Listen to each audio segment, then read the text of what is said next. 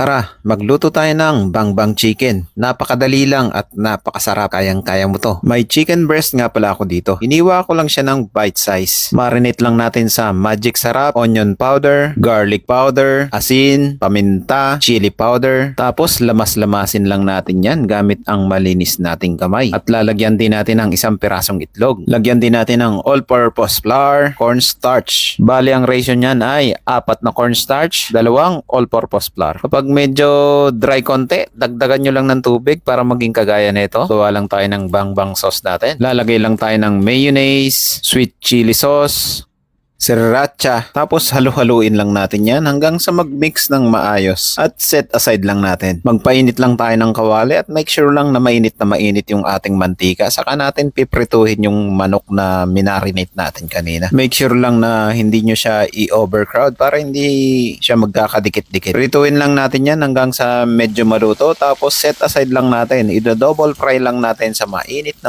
mantika. Pagkatapos maprito, ilagay mo lang yan sa bowl at imimix mo lang yung sauce na ginawa at lagyan mo rin ng spring onion. Halo-haluin mo lang yan hanggang sa mag-mix ng maayos. Tignan mo naman, napakadali lang nito. Tamang-tamang panghanda sa birthday, pamulutan, or pang-ulam. Pwede rin pambaon yan sa eskwela. Kaya ano pang hinihintay mo? Lutuin mo na. Napakadali lang nito.